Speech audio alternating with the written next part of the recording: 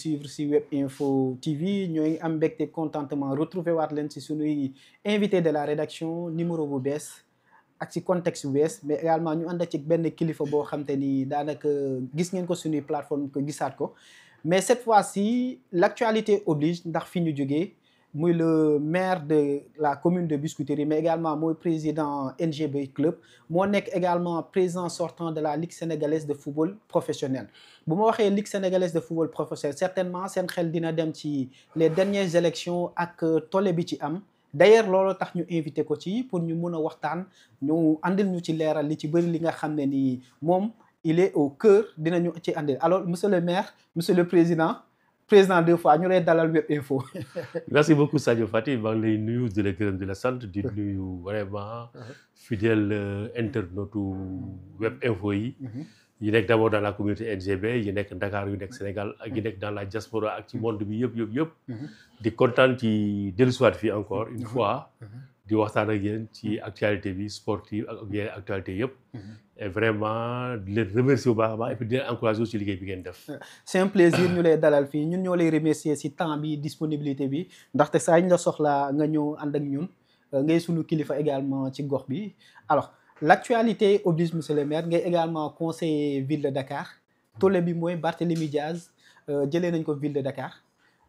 fixé nañ ni élection le 25 août bii nii alors que am na benn recours bi nga xam ne mu ngi ci pendant bi nga xam ne le 18 prochain lañ ko nar a tranché situation ville de Dakar nga nekk conseiller ville de Dakar en même temps noo ko gisee. waaw mais situation dafa que mooy ni nga ko décrire Barthélémy Diaz a un problème avec les autorités judiciaires de ce pays-là. Le problème n'est pas encore terminé.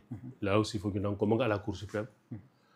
Le bureau municipal jot na benn note bu préfet qui dit que il a reçu une instruction du ministre bi nga xam ne moo yore décentralisation bi que mu wootee élection maire de la ville de Dakar au plus tard je pense que le 27 le 27 juillet août waaw effectivement et le bureau municipal s'est réuni jàpp nañu pour le 25 bii mooy maanaam lundi prochain bon bureau bi jàpp na loolu parce que bureau bi aussi da doon bañ a def di ko préfet bi wax ñu yóbbu la ville de Dakar en délégation spéciale mais le problème qui se pose mooy aujourd'hui xam nañ ne que affaire bi c'est pas au niveau de la Cour suprême te demain mun Cour suprême mun na infirmer comme mun na comme mun na confirmer donc moi ça c'est mon point de vue personnel je pense que le ministre ou bien le préfet moo na xaar ba Cour suprême vider ce dossier là bu ko jaree bu dee Barthélémy Dias dafay dem mu dem ñun ñu wootaat un autre maire mais actuellement ki nga xam ne mooy assurer la suppléance parce que boo ko seetloo ngoon a mel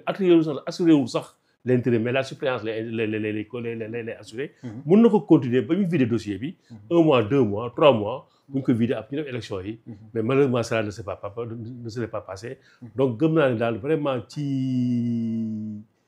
lu rafet loolu daal ci la gëm naa ne loolu nekkul loo xam ne daal rafet na trop daal. monsieur le maire situation de blocus bi fa am est-ce que am na urgence bi tax ñuy précipité wu alors que mu am décision judiciaire est-ce que am na urgence bi ko wax. non amul urgence loolu laa la bëgg wax y a quelqu'un ou quelqu'une qui assure la suppléance ou bien moom ak noo ko mënti tuddee suppléance ou intérim mu ngi gérer les affaires courantes. Et je pense que c'est des choses qui peuvent arriver. Donc, nous devons faire aujourd'hui, beaucoup de suprême vider le dossier, après nous devons faire l'élection.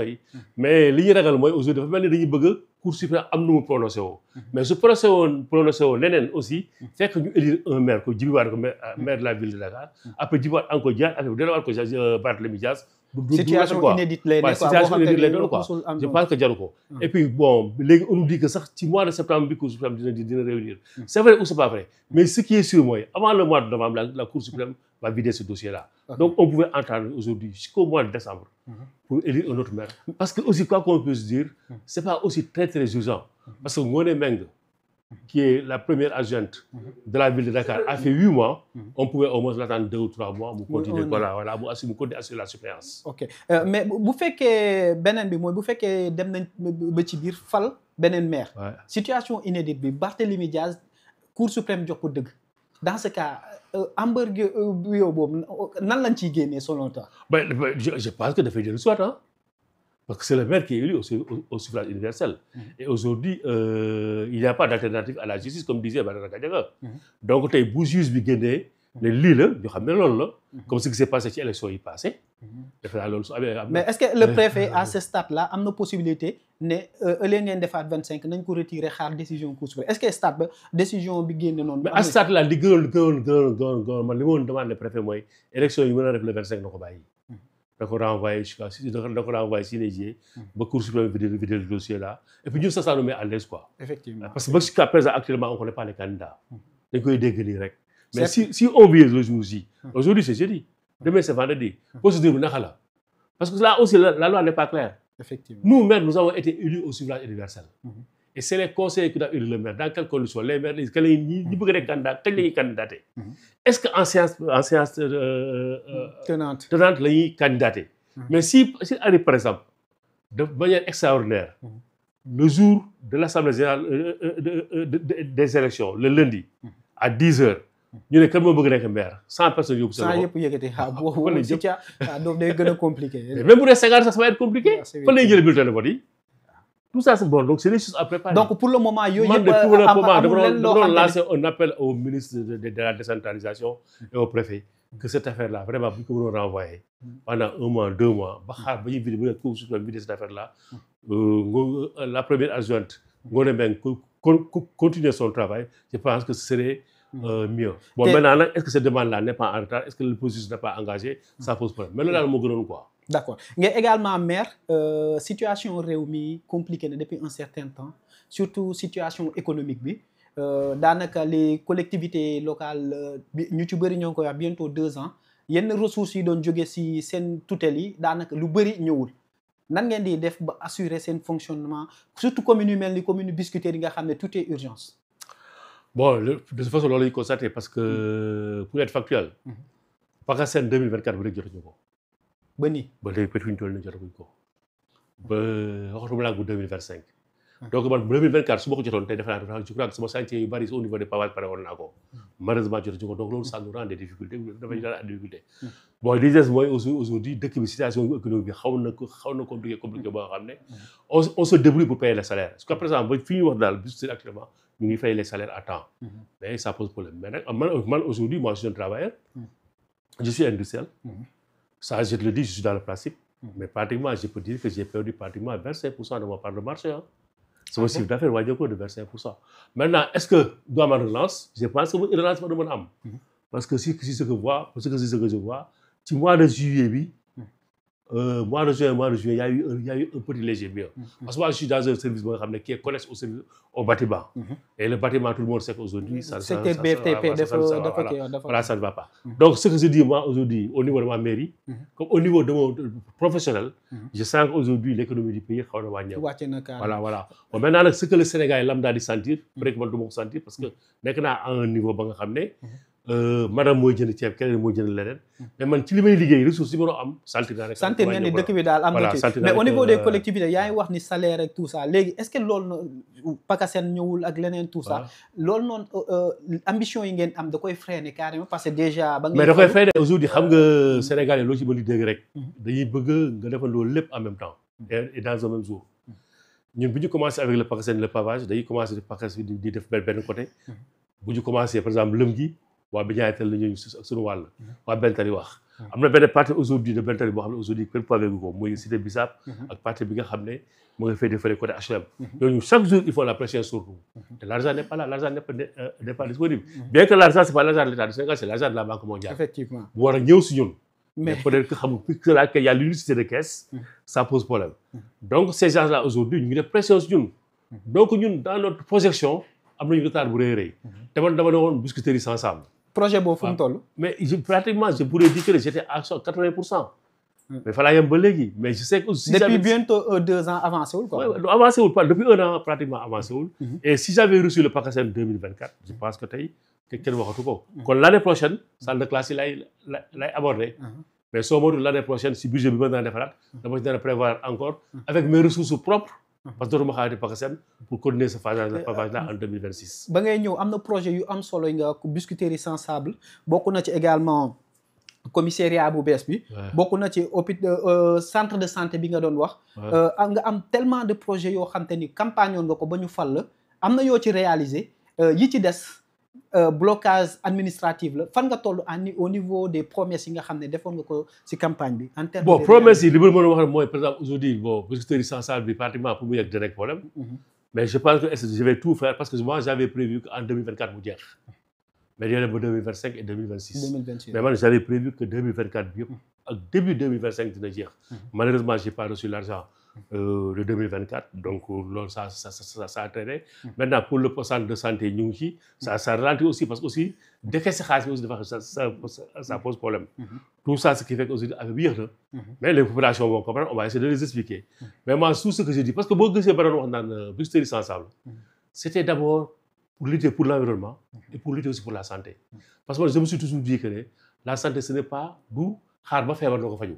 da ngay bañ a feebar te boo changer environnement bi nit ñi dañ changer seen comportement effectivement donc aujourd'hui la prévention nekk ci quoi parce que loolu environnement boo ko defee rek da ngay defar ay volets yu bari bu ñu paree rek ñu doog dugg dans le domaine scolaire et tout ça parce que aussi dans le domaine scolaire au niveau des écoles primaires bien que defar nañu quelques toilettes ak yooyu mais laaluñu écoles yi l'infrastructure scolaire laaluñu ko te dañ ko war a modifier parce que je te dis dafa vétuste quoi non dafa vétuste mais ni ma fa jàngee woon il y a de cela 50 ans ba léegi noonu la mel kon loolu c'est des choses yoo xam ne dañ ko révolutionner changer ko te loolu ñu ko yaakaar ci Pakistan bi quoi mais il fallait que nous pour nous ñu régler benn problème loolu dégager par exemple boo defee Biscuiterie sans sable ba loolu jeex c'est un projet qui va durer 30 ans donc tu revenir d'ici 30 ans tu attaques les écoles après les écoles tu attaques les jardins etc nga koy def par étape loolu moo doon suñu plan de travail mais malheureusement depuis un an ça bouge pas mais on espère qu'aujourd'hui que l'année prochaine avec li ma gis nii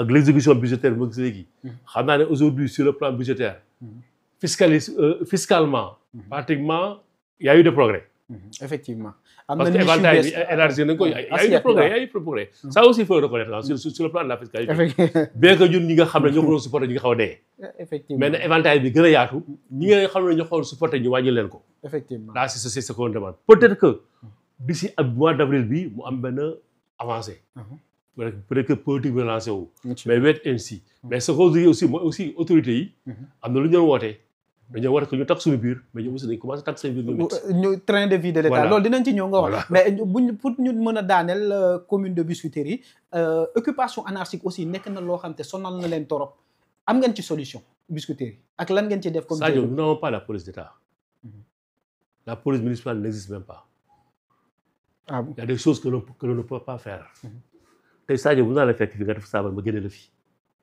jëlee la fi jël taabal ji jël ko yóbbu ko mais boo ko fi tegaat mënu ma la contrôler surtout ça c'est ça le problème da nga leen fay jëlee ñu ñëw installé waat je peux mobiliser les gens mobiliser tout l'arsenal de la mairie dépenser de l'argent dindi fi gars yi dindi fi truc mais après nga dem wala nga naaw ñu taxawaat et aujourd'hui quand tu appelles le commissaire tu appelles la police il te dit que on a des problèmes d'essence on a des problèmes de truc ngay négocier ak ñoom donc tey aujourd'hui dans ce pays là il pose un véritable problème de sécurité c'est-à-dire que tous les pays qui sont développés alkaati yi dañoo bari te alkaati yi ñu gis solo te ñu ëpp donc c'est un domaine boo xam ne Sénégal loolu du dictature le citoyen pour qu'il se sente à l'aise et pour qu'il se développe il faut mu sentir ne bu defee lu bon ñu koy gis ñu sanctionné ko waaw ñu koy gis ba pare sanctionné ko mais pour yow lan mooy solution pour loolu parce que c'est comme li nga wax fléau la da nga leen fiy jëlee ñu ñëwaat da ngay dem ba benn moment dootoo amati énergie continuer il faut travailler dans la sécurité de ce pays là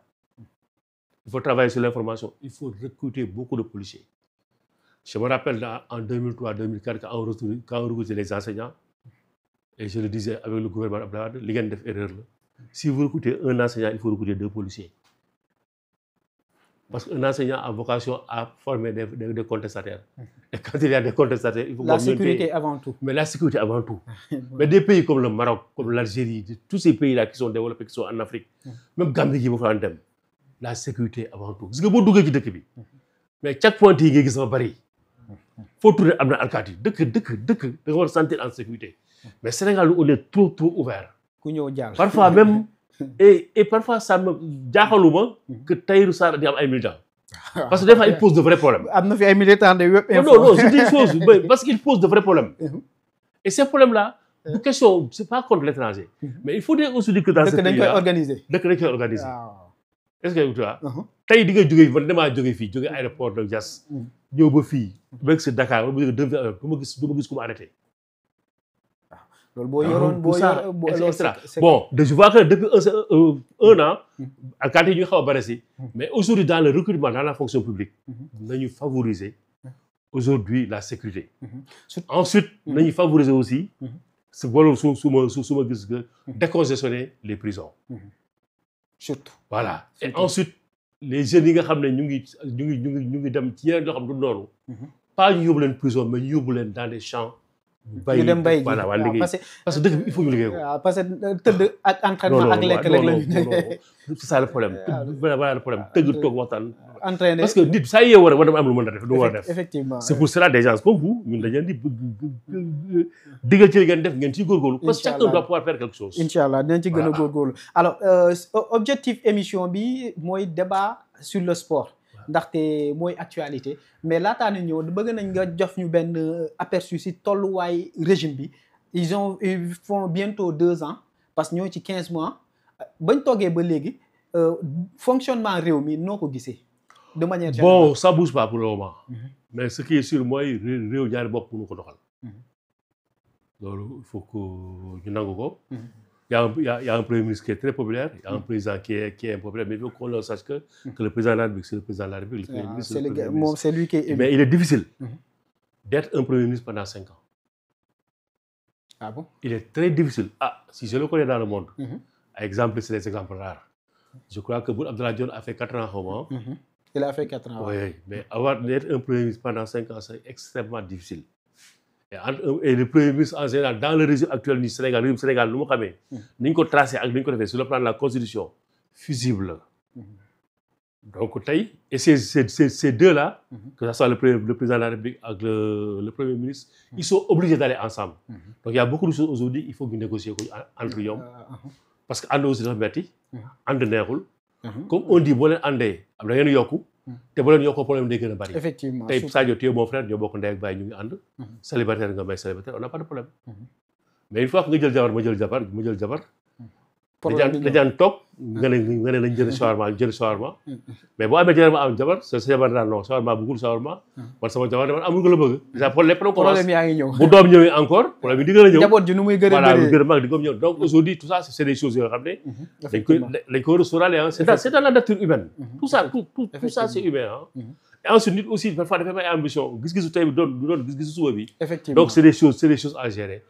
beneen bi mooy aussi il faut que ñoom aussi ñu xam ne que ils n'ont pas 7 ans. Abdoulaye avait 7 ans. Il pouvait dormir pendant 1 an.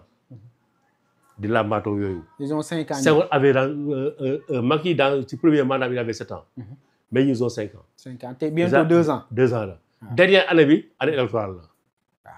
donc il faut dire te aussi les Sénégalais c'est eux qui votent et les Sénégalais yi ni ñu la mënee wax ne yow la noonu la ñu mënee suba aussi dina di yow. te le temps passe vite. waaw et le temps passe vite donc je pense qu'aujourd'hui quoi que je puisse faire il y a une communication à faire il y a des mesures à prendre il faut que ñu wane ne fii la ñu jëm wax nit ñi fi ñu jëm nit ñi mën a comprendre fi ñu jëm mais pour le moment on ne sait pas encore fi ñu jëm malheureusement aussi peut-être que la manière dont ils sont opposés ils ont très vite pris le pouvoir ça les a desservis parce que lañ doon wax ci opposition bi ba léegi mu ngi ci bopp nit ñi quoi les gens peuvent le ressortir et tu sais quand tu es boo nekkee dans l'opposition tu peux dire des choses mais quand boo confronté à la réalité du pouvoir da ngay gis leneen affaire da nga war taxaw ne gars yi lii du nii je me rappelle aujourd'hui par exemple la fameuse phrase de Wade bi mu ne su ma jëlee pouvoir bi en 90 jours damay régler le problème de la Casamance 6 mois rek la ko gars yi di ko bëgg rek wax moo leen maa ngi woon dama juum après mu jeex et Sénégal il faut leur dire la vérité effectivement voilà il faut s'assumer et leur dire ce qui est possible et ce qui n'est pas possible et c'est ça aujourd'hui sax nitu sénégalais loolu moo mën tax nga mën a ànd ak moom ngeen jëm kanam gis nga fi ngeen di jëm même bu neexee nee ko dafa naqari préparer ko ci condition yu métti quoi loolu di ngeen mën a ànd mais boo ko nee dafa neex ngay dem muy xaw a métti rek sa waaye bu ne moi je me rappelle un jeu benn boy il y a de cela 15-20 ans temps mu ñëw ne ma président ma ballon ma ne ko d'accord yàlla may ballon ma toog 6 mois gisuma boy bi benn jour ma romb ko rek mu ne président génn naa ci yow mu ne ko waaye yow looy wax nii bon c'est mon fils. mu ne la bal bi. mu ne ma yaa yow weddi naa la ma ne ko mais yow man yaa weddi naa la mu ne ma mais weddi naa la koy président yaa ma dugoon bal waaye ba léegi joxloo ma ko ma réfléchir ko yé. Après 6 mois après je me suis rappelé que man maa ko digoon. effectivement Mais heureusement sama xel na yar sama oto moo oto bi gis fa 4 ballons. jël benn ballon jox mu ne ma léegi président léegi nag voilà. léegi mën nañu def jubóo nañ ce qui veut dire que Sénégalais yi. boo leen di wax dañuy jàpp. effectivement boo leen di wax dañuy jàpp donc wax leen loo xam ne mën nga ko. soo ko mën leen rek wax leen leen. man fa laa jógee après pour ma dig nit dafay nekk day effectivement nekk problème quoi te xam booy bu ndaw la woon. tey màgg na. ndeysaan voilà. voilà donc alors ñu ñëw ci actualité sportive président de la Ligue sénégalaise de football professionnel nga annoncé sa candidature mu am ñu bëri ñu ànd ak yow di la defal campagne du jour au lendemain ñu jékki saa gis ni il a désisté déception totale lan moo waral loolu lan moo waral désistement surtout nga xam ne élection bi à quelques heures je pense à quelques jours lan moo tax nga désisté. D'abord il faut savoir que man def woon campagne publique. gisoo ma fenn fu ma defee campagne. choix. non c'est pas un choix. méthode la parce que. président ligue professionnelle bokkul ak président ligue de Dakar. bokkul ak président fédération. président fédération tu as un électorat de 600 personnes dispersées dans le Sénégal. président ligue professionnelle tu as 32 personnes avec qui parler. tu n'as pas besoin de faire de tintamarre. 32 personnes yi ñooy. 32 personnes ñooy voté. donc tu n'as pas besoin de faire tintamarre bon maintenant nag un Sadio Fati un Maroune Diop un keneen. bëgg na ji waa na gagné bari naa ci ay fans ay nit ay joo xam ne dañ la bëgg. mun na jóg di campagne dugg ci réseaux sociaux yi wax. mais en fait. amul jeexital bu bëri amul jeexital wax naa leen ko. au départ wax mais après ñu forcé ma ne ok d'accord faites ce que vous voulez mais affaire bi du loolu. ba pare ensuite contexte bi bokkul. d'abord man ma propre personne et ma propre personnalité. pratiquement boo xoolee même bu ma nekkee président de Diané Tally jóguma vote dama vote yooyu. bi ma nekk président ligue professionnelle on m'a élu sur 31 voix sur 31. donc dañu ko jëloon pratiquement majorité absolue. voilà majorité c'est comme aussi au niveau écrasante de la ligue Dakar aussi ma nekk président. donc bi may toog aussi à la ligue sénégalaise de football professionnel. bi jour bi ma toogee laa ne maa ngi préparé sama génn fii. parce que man ce qui m'intéresse mooy je suis dans le sport. à travers NGB. les structures dañu ma ko jox je gère. comment dirais-je en communauté en commun. j'avais des vice-présidents un bureau on gérait ensemble. donc gestion inclusive et participative la su ma woowee dem dama war a dem. mais yàlla moo dogal ne au niveau du comité exécutif de la fédération man la ñu tànnoon pour ma jéem a fédérer ñëpp. ça a été un rôle extrêmement difficile. élection yi ñu jógee nii. waaw yi ñu jógee nii. pour nga mën a fédérer ñëpp. parce que moi je suis le premier vice-président chargé du suivi du Manko. et à un moment donné le Manko commençait à faire ça. loolu nag laa la woon di ko régler. malheureusement ça n'a pas été facile pour ñun ñëpp. parce que dans le camp du Manko dañu commencé woon diviser wu. dans un premier temps Senghor waxagul woon candidature am. Senghor waxul candidature am Abdoulaye Fall était en train de tisser sa toile à l'intérieur même du même camp. à un moment donné certains gens et certains ont senti que Abdoulaye Fall c'est l'homme qu'il faut ñu dem ànd ak ñoom ñenn ñu ngi toog. di xaar Senghor. mais y avait une peut-être opposition mooy Madi ma nga fële. Madi Touré effectivement. voilà de l'autre côté mais nous dans notre camp dans le camp du Manko. ñu commencé diviser wu donc il fallait que d'abord que j'essaie de rassembler tout ça. même si le président de la République l'actuel Babacar Ndiaye. il est dans le Manko. tey foog nga gérer. voilà yooyu yëpp da koo gérer mais Babacar après bu sentiree ne. dem ànd ak Madi fële gën a mën a xeexee pour jot li professionnel moo tax mu dem foofu. mais il est dans le Manko.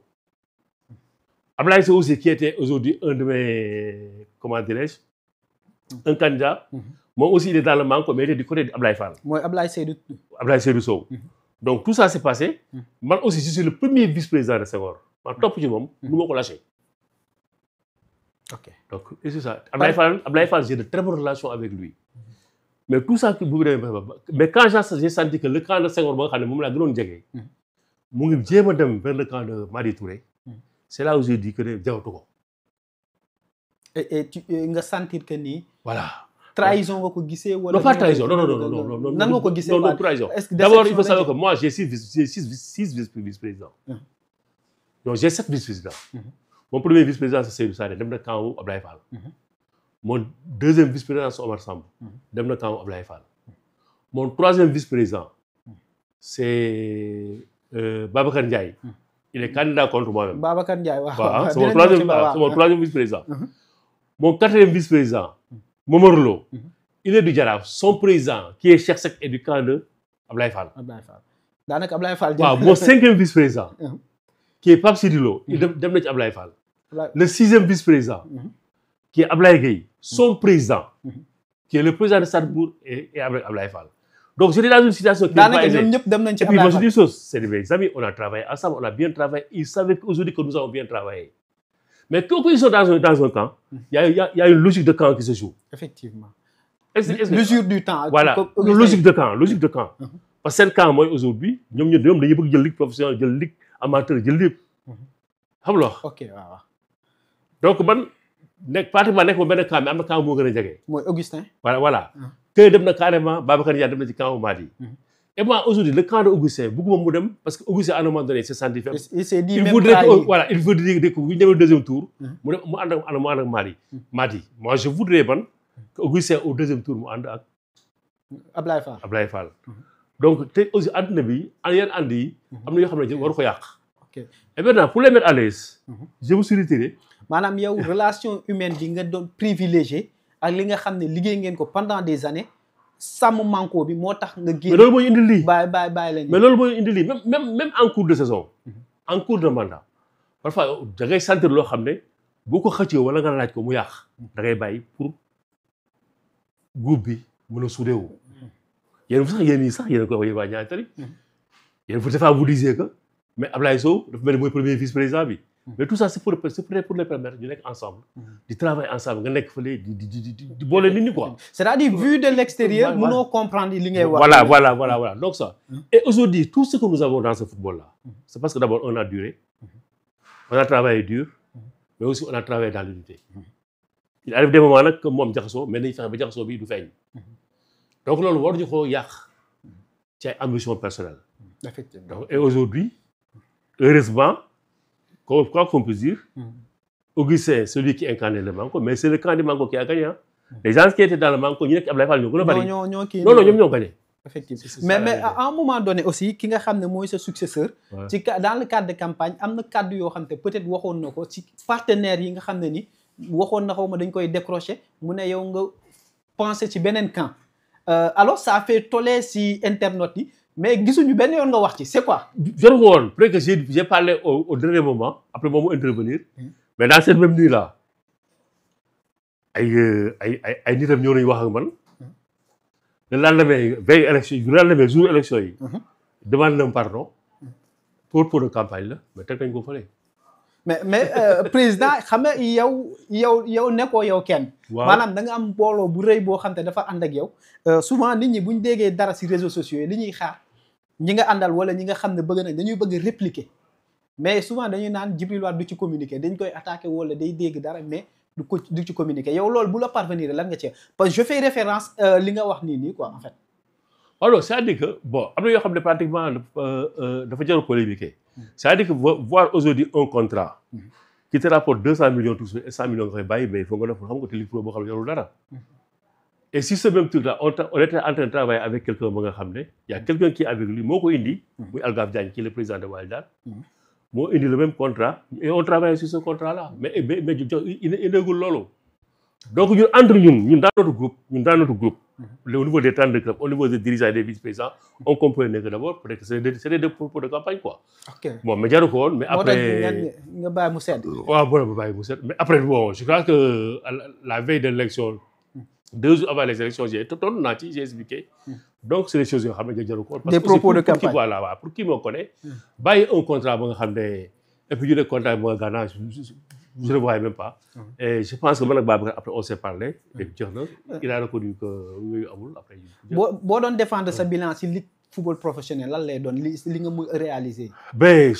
C'est factuel. Tout le monde a vu que les gens ont retourné au stade. Tout le monde a vu que la violence a diminué, que pratiquement le qui a gagné. Tout le monde a vu que j'ai travaillé dans la difficulté. Parce que d'abord, on n'a pas de sponsor. J'ai ramené Orange. Mais pas Orange 2009 là, mais Orange a amené avec 85 millions. La Lonase qui était à 70 millions et qui n'était plus revenu, je l'ai amené à 150 millions.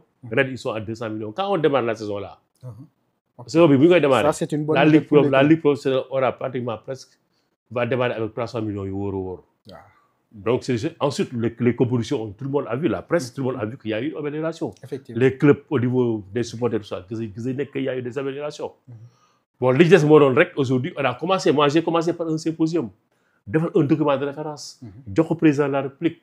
Malheureusement, tout le monde du sport focalisé sur le pour nous vice-président, pour nous, malheureusement.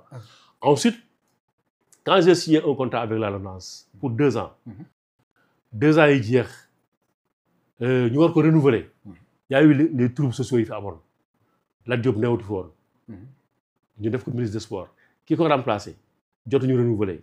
Doura Baldé. Voilà, Doura. Après Doura aussi, avec les problèmes du pays là. Nous avons renouvelé. Donc, les 2 dernières années là, j'ai fonctionné avec moins de 150 millions. Parce que là, c'est les crises politiques. Voilà. Les crises politiques, nous avons Effectivement. J'ai fonctionné avec moins de 150 millions, multiplié par 2 ans ou 300 millions de francs. Mais la Ligue a continué à fonctionner. La Ligue a continué à fonctionner. Et bon, effectivement, la Ligue Fédération de Ribali. Mais la Fédération, le salaire de Ribali, salaire c'est moins de 2 millions de francs par mois. Par chaque mois? Oui, chaque mois. Donc, la Fédération, sa subvention avec la Ligue, c'est 30 millions. Maintenant, la Fédération paye maintenant les arbitres. Mais les arbitres, c'est les clubs qui doivent payer ça, directement. Donc, nous, la Ligue, on a fonctionné pratiquement à million de dollars. Mais on a su avoir des sponsors. Après, on a commencé le pay-per-view là. Année 2024-2025, année d'investissement. Saison Bidigno, pay-per-view, de continuer. Bah, devait continuer. Dans 1 an, 2 ans, on va voir les résultats. Ça, c'est sûr. Déjà, on a signé avec Digital Virgo, un film en Côte d'Ivoire, qui va acheter les images et le vendre. Beaucoup de 70%. Nous avons 30%. Mais très bien, dès la signature, des portes d'entrée. Genre caution. Des caution. Ça, c'est une bonne nouvelle pour les. De permettre de gérer yenn qui. Alors, dinañ ñëw ci ni ñuy fayé jour yi retard de salaire yi loolu dinañ ci ñëw. Dañuy continuer toujours li nga xamné moy élection bi. Avènement Abdoulaye Fall, noko gissé, c'est une bonne nouvelle pour le football. Oui, c'est une bonne nouvelle pour le football parce que quoi qu'on puisse dire, c'est le moins mal parce que quoi qu'on puisse dire, c'est le changement dans la continuité. Abdoulaye était dedans. Nous ko wër ñëpp ils étaient dedans. Boko sur le football actuellement, changement yi, c'est Goussin qui est parti. C'est Abdoulaye Sow qui est parti. Non, Djibi Wade d'abord. Premier vice-président. Abdoulaye Sow deuxième vice-président. Mam Adama Ndour. Troisième vice-président. Ñun ñoo dem mais yeneen vice-président ñu nga fa. Amadou Kor ma nga fa. Cheikh Seck ma nga fa. Koso Diané ma nga fa. Donc yeneen 3 vice-présidents yi ña nga fa. Te Abdoulaye Sow aussi ma nga fa. Il peut servir à autre chose. Effectivement. Donc aujourd'hui, pratiquement Bob Bimodem quoi. Et les présidents de ligue, ña fa néwon pratiquement ñëpp nga fa. Kon ña fa néwon actuellement, ñom ñëpp pratiquement mu tax ñu ngi fa. Bien que Amadou Kane mu won ci Babacar Ndiaye, mon remplacé, mais il était dans le comité exécutif passé, donc il connaît bien la maison. Donc le manco est en train de continuer. Mais peut-être ce manco-là, c'est le manco dont à la tête, il y a Ablaye Fall. C'est le plus Augustin. Et ce qui est normal, après 16 ans, on peut comprendre qu'Augustin Dem est remplacé. Donc c'est le changement à l'intérieur. Lan ngay xaar ci changement ci manière doxaline par exemple yow mi nga xam yaa ngi ci biir lan nga jàpp ni war nañ koo changer ci ni ñuy doxalee. D'abord, il faut qu'on change l'administration. Une administration très forte, mais ça va commencer à changer. Hein. Maintenant, il faut aujourd'hui qu'on se focalise plus sur le football local. Il faut qu'Ablaye Fall focalise plus sur le football local. Gën démolir la ligue professionnelle. Xam naa que les amateurs ils vont faire pression sur lui, mais il faut que vous démolir lu bari la ligue professionnelle. Qu'aujourd'hui, ñu mutualiser sur sponsoring bi. Entre la fédération et la ligue professionnelle. Il faut que ñu mutualiser sponsoring. Bu ko mutualiser daf ñuy jëmale kanam loolu dafa nekk loo xam ne lu ñu manqué woon la. Et Ablaye Fall aussi quoi qu'on puisse dire, bon, c'est un type ba nga xam ne aussi c'est un fonctionnaire de l'État. Il connaît comment état bi muy doxee. War na mën a am ay relations yi nga xam ne que dox ko ba état bi mën a dimbali ci yenn yi. Et là aussi on s'attend ça ñu xam ne loolu ñu koy xaar ci moom. Donc aujourd'hui un Ablaye Fall qui est aujourd'hui conseillé par un Ablaye Sow et d'autres, je pense qu'on a mené indi lu bari dans ce football-là. Après aussi, respiration démocratique là quoi. Effectivement. Et je pense que ça va être changement. Et c'est le changement bi, c'est pas très brusque. Xam nga waaw du ñëpp a dem quoi balewuñu lépp. Li ñu mooy nag rassembler tout le monde. Les Djibi Wade, les Augustin et tout ça, qui reviennent à de meilleurs sentiments. Xam ne ñële suñuy frères lañu. Et woote jàmm def jàmm yéene leen jàmm. Et je pense pour l'intérêt président am na leneen loo xam te aussi ñuul na ci soo bi mooy et les accusations de corruption bi nga xam ne Madi Touré def na ko déjà jour élection mi moom il paraît dafa ne ni am na ay li fa am loo xam te ni corruption la porté na recours ñoo ngi continuer aussi di défendre seen position que ni élection Abdoulaye Fall jaarul yoon yow accusation de corruption yooyu est-ce que c'est gëm nga ni lu am na. pour le moment gëmuma ko dëgg yàlla gëmuma ko gisuma preuve gisuma lenn et la victoire de Abdoulaye Fall na koy gis mu ñëw c'est une victoire très normale. Parce qu'il faut que nangu ne le camp de Abdoulaye Fall bi ñuy falee les ligues régionales rek ngay xam ne Abdoulaye Fall mooy gagné bi ñu falee ligues régionales yi ba pare ñu fal la ligue amateur nga xam ne li am ligue amateur moom mooy ñëwaat plus peut-être que la ligue professionnelle bi nga xam ne boo ko seetloo Abdoulaye Sow ak Babacar Ndiaye benn club moo leen wutale c'est-à-dire que bu benn club L1 soutenir kenn bàyyi woon gënoon ci Babacar Ndiaye dem ci Abdoulaye Sow dañuy nekk à 40-40. kon 41-40 la. non c'est 37. ah ok. c'est 37 à 43. ok. su benn club li xam nga club li professionnel 3 voix la am su benn club li professionnel gënoon foofu jël 3 voix am. dañuy tolloo jox ko Abdoulaye Sow rek. dañuy tolloo kon pratiquement dañoo mën a dafa dañoo tembo. te loolu bu répercuté woo. ci kaw. kon nga xam ne kon Abdoulaye Fall dafay. c'est naturellement gagné na quoi. kon Abdoulaye Fall jarul muy faute soxlawul muy faute. maintenant nag il a am na organisation comme ni Madi amee organisation ku nekk am nga sa organisation. comme ñun aussi dans les temps bi Augustin nekkee candidat. au niveau de la fédération au niveau de Dimanko dañu amoon suñu benn organisation. suñuy nit et tout ça dañu leen encadré. loolu moo am mais je ne pense pas. à moins que mu génne preuve mais ba léegi génnagul preuve yi. te boo xoolee benn journaliste mooy wax wala ñaar jeex na mais amul kenn ki wax mais kenn gisaguñu preuve yi je ne pense pas que loolu amu quoi. ok président dañu ñëw ci NGB. bilan NGB bi laa bëgg a génne ci at bi je pense que 10e position lañ jël NGB. NGB am na si at bi am na 6 défaites bu ma juumul 6 défaites Jàmbaar la Kaffrine Esomaï Amitié FC Saloum Étoile Lusitana 16 matchs nuls 6 victoires muy bilan boo xam te ni supporters yi nee nañ bilan bi baaxul yow noo gisee bilan NGB. Le bilan sportif n'est pas bon. Le bilan sportif de NGB n'est pas bon. Surtout dañu nekk deuxième L2. nekkaat L2. Ce bilan-là n'est pas bon. Parce que daaw sax je crois que le bilan de l'année dernière moo tane donc sur le plan sportif le bilan n'est pas bon. Donc loolu aussi il faut le reconnaître. Il faut que ñu toog d'abord samedi on va faire le bilan à 16h pour voir qu'est-ce qui s'est passé. Ce qui est sûr mooy entre-temps on a changé l'entraîneur indi Pape Sidi ak Alassane Ndiaye. ñu continuer gi bi et puis il y a eu un léger bien. mais je pense que ci casting bi moom foofu lañu amee problème souvent quoi. casting coaching wala si casting coach yi ak dañuy gérer joueurs yi ak li ñu di encadrer. c'est ça loolu mooy problème c'est là où ça manque quoi. c'est le management aujourd'hui moom moo des. loolu laa gis quoi bon après mais on va voir. Mais sur le plan, ça c'est sur le plan sportif. Mais sur le plan de l'organisation, au point de vue infrastructure, au point de vue infrastructure, moi, li ma gën a important mooy NGB est aujourd'hui en train de progresser. ku ñëw gis fa li fa nekk ak li ñu liggéeyee. Et je pense que c'est l'année prochaine bu ñu réglé yenn problème yi on pourra faire benn saut en avant. yaa ngi wax sur le plan infrastructurel terrain bi li mu doon apporter avant daanaka apporter tu ko parce que kii infrastructure peut-être moom commencé vétuste ak yooyu noonu tout ça est-ce que am na des solutions palliatives yoo xam te ni yéen a ngi koy xalaat au-delà de terrain bi pour mun a apporter équipe bi comme. D'abord, la première chose qu'il faut d'abord mooy changer le gazon. Ça c'est impératif. Changer le gazon. Ah oui, non. Loolu est-ce que bon, on y travaille, ça va être difficile. De toute façon, il faut qu'on cherche quelque part 100 millions de francs pour le mettre dans le terrain. Gazon bi. Ouais, mais en attendant, le bâtiment préfet pareil ci kaw. C'est pour nous, les Québec en location. Li ci occupé ñu occupé ko, ça peut être des ressources additionnelles. Mieux nous organiser.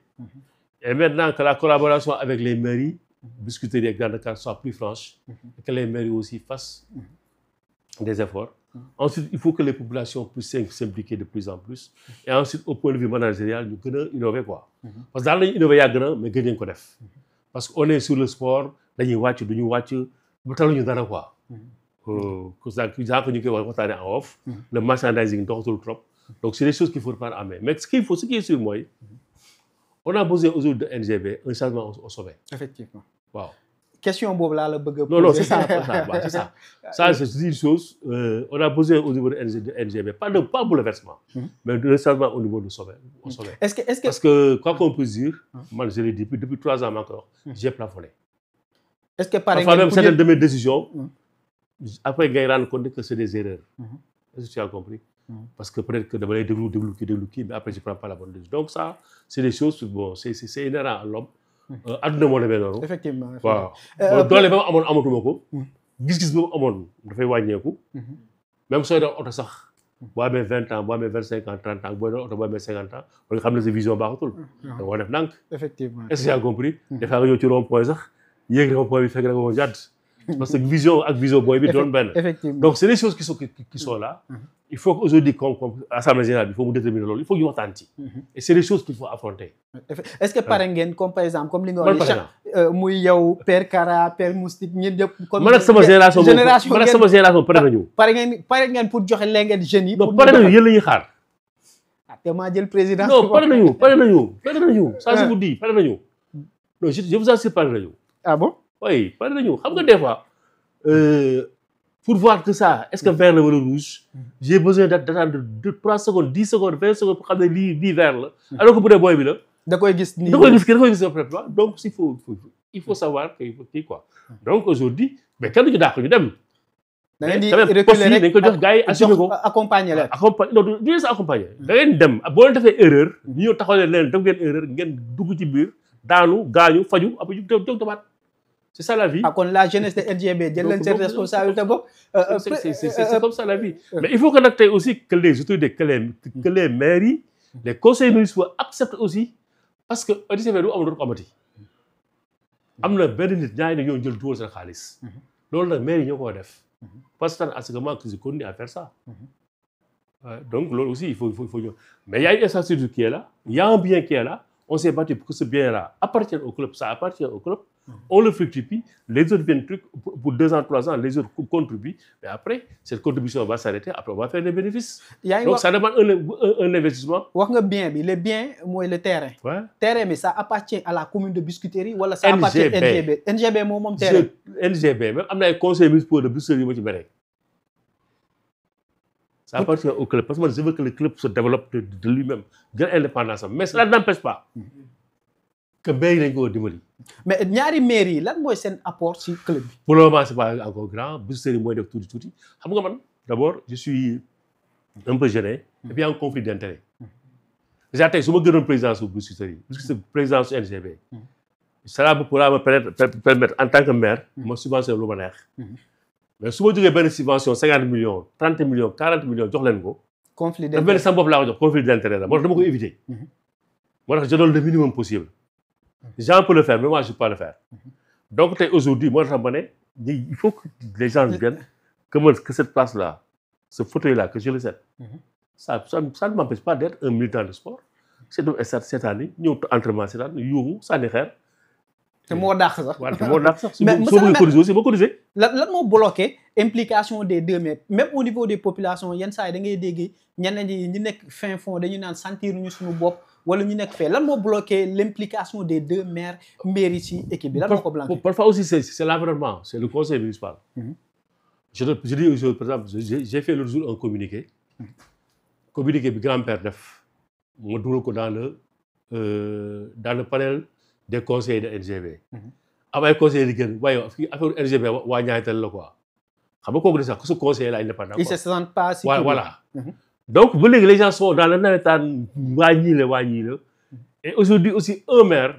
pour prendre une décision il a besoin aujourd'hui vraiment que ñu mu nekk ñëpp adhérer à cette décision là. moo tax man pour ma jël yenn décisions yi au niveau de ma mairie. bien que je peux le prendre donc j'hésite et puis bon je ne veux pas être solitaire. ci décision bi dama ko éviter. mais est-ce que amul leen mën leen mettre en place benn politique boo xam te les présidents d'ASC yi nekk fii yëpp ñu impliqué leen nga xam ne dañuy ñëw ku ci nekk dirigeant Grand Dakar ñaari tali Biscuiterie les présidents d'ASC club ASC yi fi nekk yëpp est-ce que politique boobu. mais Sadio Fatou defoon naa ko. fan la mujjee. def naa ko en 2011 je crois. fan la mujjee 2010. dama ko président ASC bi neen dugg leen gars yi dugg. boo seetloo quand on a vendu Ablaye Seck. ASC bu ne dama jël ñaata xam nga sans dafa jël xaalis jox leen. jël maillot jox leen est-ce que joxuñu ASC bu nekk je ne sais plus le montant 500 000. ba pare jël bàjjenu gox yi ak les GIE là des femmes jox leen leket yi pour yow impliqué wu ce qu'on a fait. mais Ouais. avec le temps dafa. Mais avec le temps mais les gens ne viennent plus. parce que les gens ils viennent pour attendre quelque chose te xamuñu boo ñëwee tu dois t'investir. tu dois vendre des cartes de membres tu dois vendre des maillots tu dois t'investir tu dois. donc affaire passion la sa bëgg-bëgg lay doon. donc loolu aussi bon c'est comme ça aussi parce que football aussi loolu la dirigeant doo ko forcer. passion après la avant tout quoi. après mercato xam damay dem jëm dirigeant bi lu bëgg la quoi. passion la quoi. passion la. ok nous quand on était jeune dirigeant nekk ay jeunes délégués yi nekk tout ça.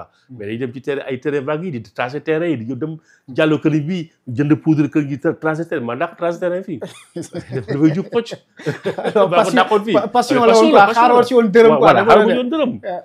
mais am na beneen politique boo xam te aussi nit ñi dañ koy wax mooy le petite catégorie bi recrutement yi ñu daan def ci les koñ yi génération bi jur ñoom Asma Ndaw ñoom Ablaye Seck ñoom Borom Daaru nga xam ne ni koñ bu nekk amoon na jour boo xam te fa la dëkkoon nekk NGB politique boobu lan moo ko dak.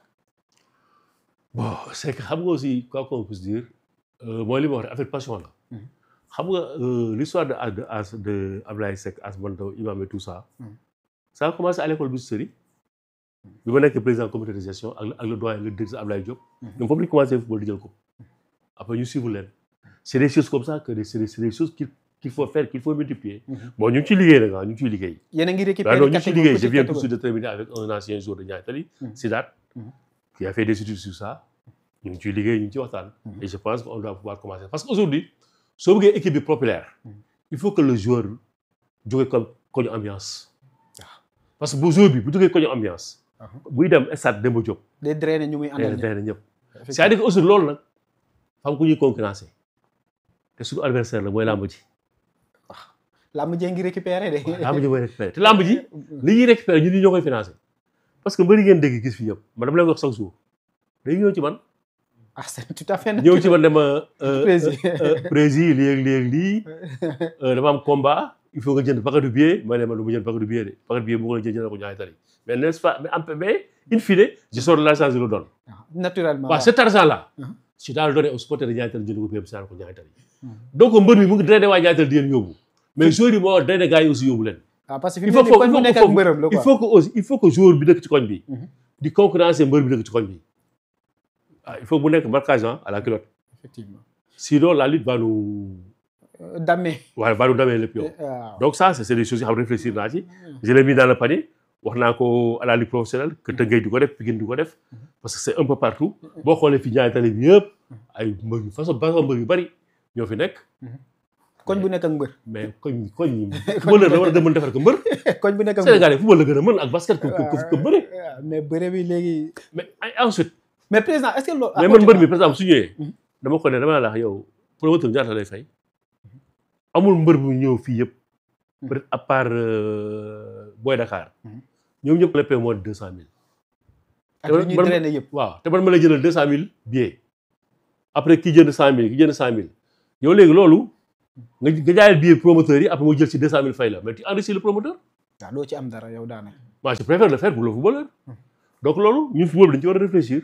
moo tax dama ko mettre dans la corbeille. ñoom Madoum ak les présidents de comité de supporters de Pikine de Tëngéej et de tout ça ñu réfléchir ci. pour que nos joueurs aussi. parce que joueur bi. c'est comme le travailleur. man mon travailleur mon ouvrier li ma lay fay yaa ma koy indil. sa caméraman bi boo koy fay 100 000 moom dafa la war a indil 300 000. donc le footballeur li boo koy fay 100 000 war na la indil 200 000. donc le footballeur moo la war a indil supporter yi koy silaat moo la war a indil ñi jënd maillot moo la war a indil droit télé. effectivement. donc manager promoteur de loolu lay laaj mbër bi. waaw parce que mbër yi ci billet bi ak ci oto yi. et en séance c'est le promoteur qui dit que yow sa commune. am na benn politicien bu fa nekk bu baax bu ñuy wax Djibi Wade. dama seeti ko ak benn waay bu ñuy wax Sadio Fall yor télévision bu baax dama ko seeti ko. ñoom ñoo lay orienté vers ñoom sax. donc là aussi. mais comité supporter war na am rôle bu rëy bu mun a jouer. loolu mais est-ce que yéen a ngi ban appui ngeen di def comité supporter pour nga xam ne ñoom ñoo tas si gox-goxaan yi pour ñu mun a jouer rôle boobu ban appui la. appui d'abord marchandise bi mais yi bu ñu ko jaayee dafa ñoom ñu ciy am la brique de NGB ñoom la. leneen ñoom la. suy organiser ce truc loolu la ñoom ñoo war a organiser wu. Ensuite qu'ils prennent part à la société, à la structure que l'on veut créer. ba nga xam ne demain si il y a de l'argent à distribuer ñoom ñu distribuer. ñu am ci seen part ñu am ci. parce que tey loo mën a dégg suñu club yi comité de supporters moo ko war a mën yoree. ñoom ñoo ko mën a yoree parce que football d'abord c'est de l'animation il faut que parce que les sources de financement du football. quatre rek la trois la. c'est la billetterie. c'est le merchandising. c'est le sponsoring. mais pour que le sponsoring ñëw il faut billetterie bi dox. effectivement te ñaartali bokkoon na club yi nga xam ne nii. non ñoo ko lancé waaw parce que ñaartali xam naa lu la ñëpp doon yi fi gars yi def yëpp ñun la. jaay maillot yi jaay t-shirt yëpp ñun ñoo ko jóg commencé fii mais après les gens nous ont donné le pied Pikine raw nañu Tëngéej raw nañu donc ñun ñoo war a xalaat suñu bopp. président le choix des entraîneurs aussi ça fait polémique. NGB daanaka entraîneurs yi fi jaar bëri na yenn saa yi bu nekkee si yenn difficulté les supporters dañuy naan nañu jël entraîneurs yu mag. mais lan mooy problème lan moo tax NGB ak entraîneur c'est quoi le problème. bon lañu jël entraîneur yu mag je donne un exemple le meilleur entraîneur du Sénégal c'est qui. fi mu ne nii kañ Pape Thiaw laa koy jox. merci beaucoup yaa ko wax de. waaw Pape Thiaw yaa na fi non c'est pas parce que dañ ko jox Pape Thiaw parce que mooy équipe nationale A de dafa wane résultat gis nga équipe nationale locale bi ni mu joué bi ak bu Pape Thiaw. effectivement te équipe nationale Pape Thiaw dafa former ay joueurs dafa former équipe. ba équipe boo dem ñu renvoyé championnat bi boo yëpp dem mu en moins de 2 mois. Pape Thiaw dafa benn équipe dem jël CHAN bi et puis waxuma sax dafa jël CHAN bi résultat bi moo ko jël mais sa manière de jouer bokkul mais la manière de jouer d'équipe de Pape Thiaw ak bu Aliou Cissé bokkul. waaw bokkul donc li nga wax moo am s'il fait partie des meilleurs entraîneurs sinon c'est le meilleur entraîneur. mais fu mu jógee. NGB il n'a pas réussi parce que environnement bi moo favorable ñun ñoo yàkkamti. ñoo def li bon mais quand même c'est quelque chose qui est bien. ce qui veut dire que ñi fi nekk mën nañu fi commencer école mais il faut qu'on leur donne le temps ñu liggéey parce que entraîner une équipe nationale. c'est entraîner des joueurs qui sont faits. mais fii nag da nga war a defar joueur bi. gérer état d'âme. voilà gérer état d'âme dafa doonoo da ko war a jëlee xale di ko jàngal passe jàngal ko lii jàngal ko comportement. développement humain. yooyu jàngal ko ba pare après doo ko dugal teel ko jàngal rek. kër da nga fekk un Sadio Mané un Gana Gueye nga jox leen tactique ne leen nii la. donc fii moo gën a metti. effectivement fii moo gën a metti. et puis fii on t'attend beneen da ngay def sa équipe commencé entraîner benn waaye jógee fële saaga fii yuuxu fii match jeexu kii la bon boo gaawee découragé ça va pas aller. donc tey ñun ñoo war a xoolaat sur environnement xoolaat lépp. laisser le temps à nos entraîneurs impliqués wu dans leur travail. et xam ne. boo investir doo mën a.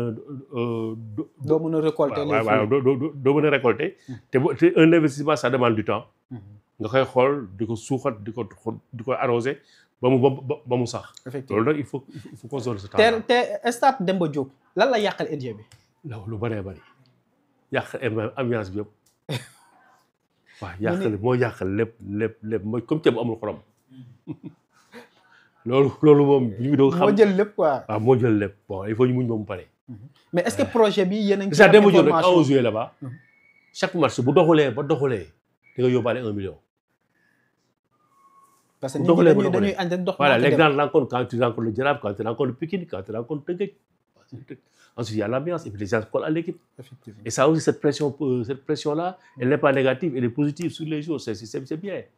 donc tout ça c'est des choses yoo xam ne. Aslem aussi est-ce que nekkul dafa xëcc seen lu bëri avènement ay Aslem aussi.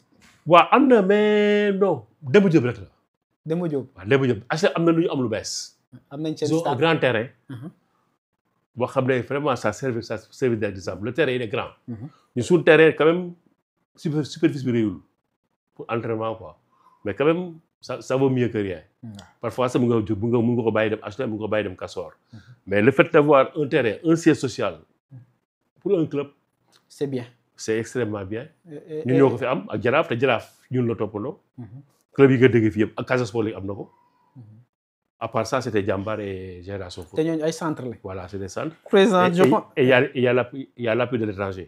président je pense qu'on def nañ tour des questions. ñu bàyyi la nga tàggoo.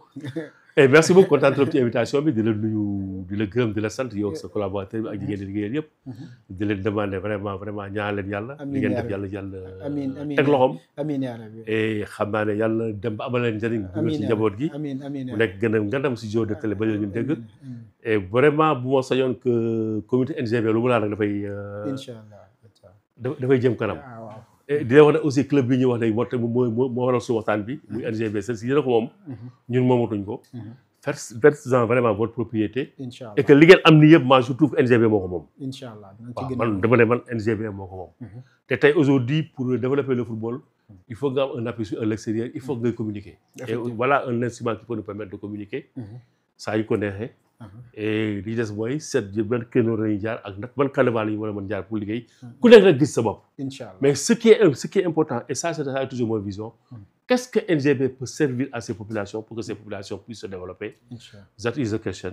suñ ci répondre positivement rek je pense que on aura tout réglé. macha allah ma gërëm ñëw di sant ñëpp merci beaucoup. merci beaucoup président c'est un plaisir. téye nañ la fi plus d'une heure de temps. di la remercier si disponibilité saa ñu la woowee di nga jël sa temps ñëw waxtaan ak ñun.